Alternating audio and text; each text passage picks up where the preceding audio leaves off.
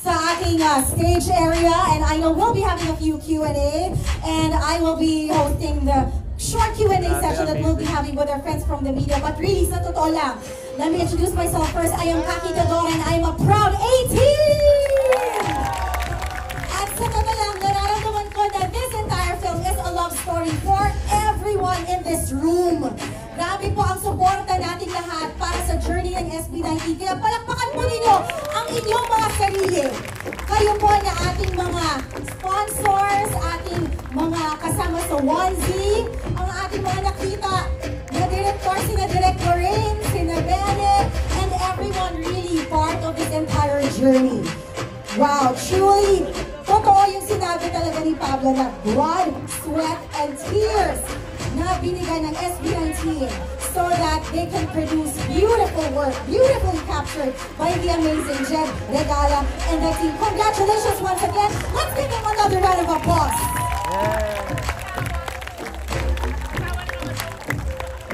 Director Jed Regala, and if you also have your entire crew here, please stand up. Naisin po namin sila palakpakan. Kasama ang mga people na tumulong sa paggawa nitong documentary na ito.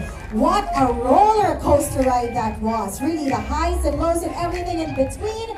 Truly, hands down. And I know you're all itching to tweet and post your reactions. So here is a friendly reminder. The hashtags are Pagtatag na Documentary and Pagtatag Docu Premiere Night. Okay, so hindi ko na patatagalin pa. Iimbitahin na natin ang ating SB19 dito sa ating setup right here, center stage. Once again, iimbitahin natin sina Pablo, Josh, Stel, Ken, Justin, and Director Jed Regala.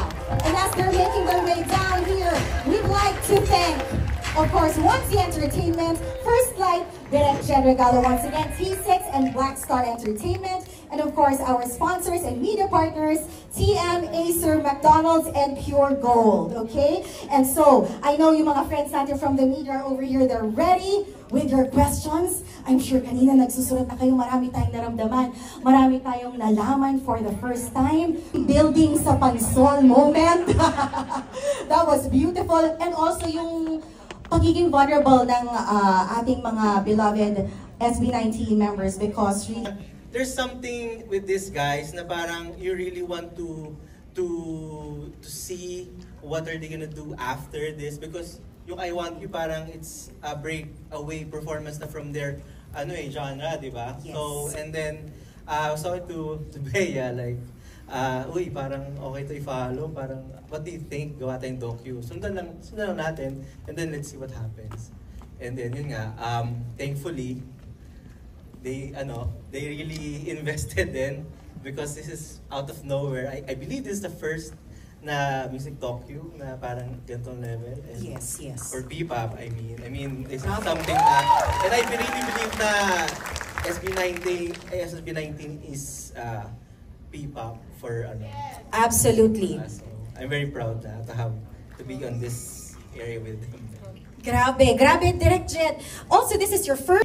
At their environment, kuha ni Sayan, like yung mga ganong kulitan. And among themselves, even kay Ja, mga shot ni Ja, and even like from the beginning, I was not there talaga, to be honest. So ako, onward lang ako from I Want You onwards. And even in the time na there was this issue, I was not there with them. So this whole thing is it cannot happen without, of course, Onesie din, which helps so much. It's really a collaboration. So it's teamwork. Pero I just watching this actually, medyo emotional ako kasi nakita ko yung growth nila, like parang tatay. Nakita ko yung growth nila from before, and then as I was telling Stel the other day, parang that time na nag-finale na parang you have your own solo career na, and then from before you're performing na wala pa, diba? So yung growth talaga doon, and then that's what basically documentaries about. Point A to point B, and they reach so far na. And ayun nga, I mean, it's just I'm just really thank God na natapos to, and for all the hard work of everybody that they put to here. ayun nga, I'm just really thankful. Yes.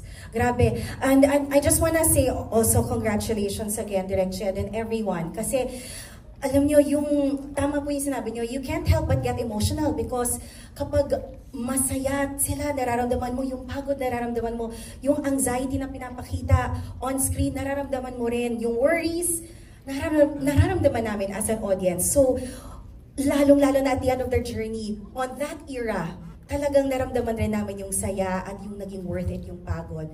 And honestly, as an 18 watching this, parang yung pagmamahal namin, na nagdagan ng isa pang layer, na parang, kaya we can't also help but feel very emotional because we know na you guys, tinatayo nyo talaga yung bandila ng Pilipinas wherever you go, especially for that tour. And so, speaking of the tour, I want to ask you guys, ano yung pakiramdam na nagtutour kayo, tapos mayroong camera, tapos kinakapture yung mga nagbibihis kayo, yung pinifigure out yung chain na yon, team building, paano yun? Ano yung naging experience nun? Kakaiba yun, di ba? Na biglang, ay, may mga cameras tayo dito.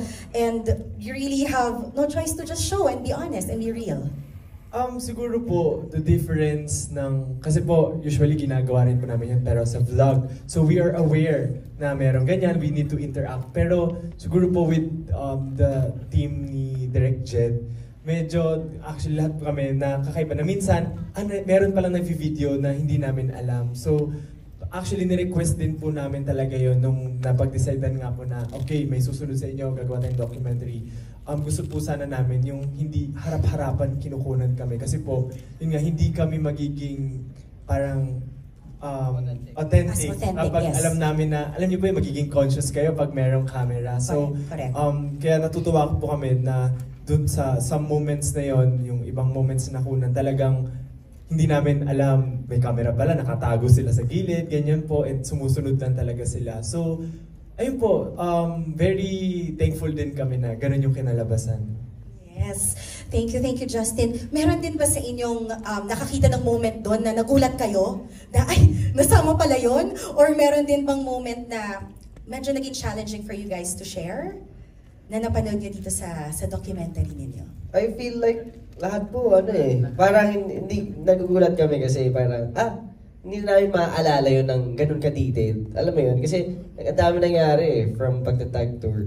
And from the challenges, marami rin po hindi nakunan, pero marami rin po nakunan. And I feel like yun po yung at least napakita talaga namin yung kung gaano kahirap talaga yung life being an artist. Being a touring artist, hindi siya yung parang iniisip ng iba, pa-perform ka lang, yes. Enjoy ng buhay nyo, ganito lang kayo.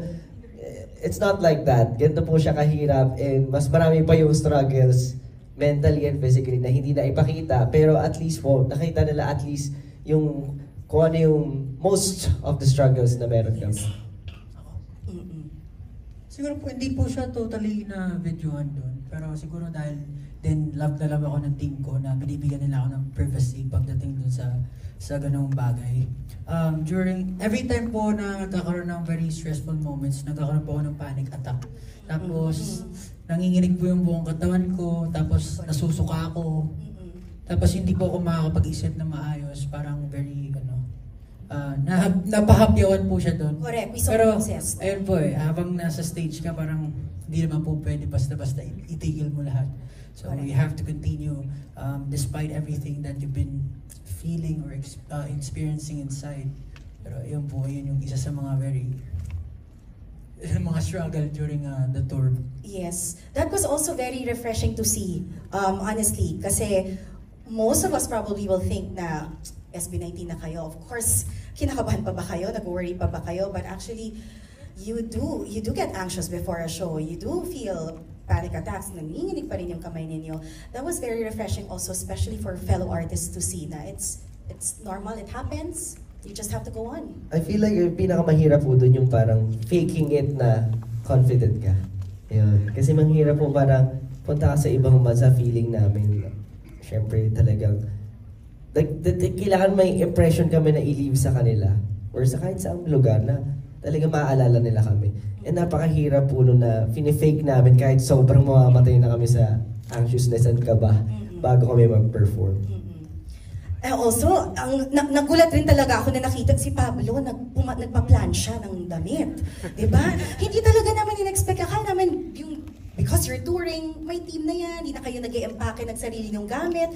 But kayo actually nag-i-empake ng sarili ng gamit.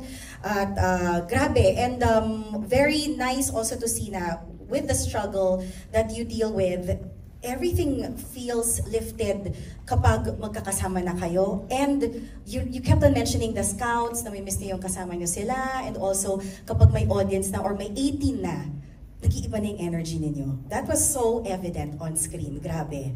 And so, for you guys naman po,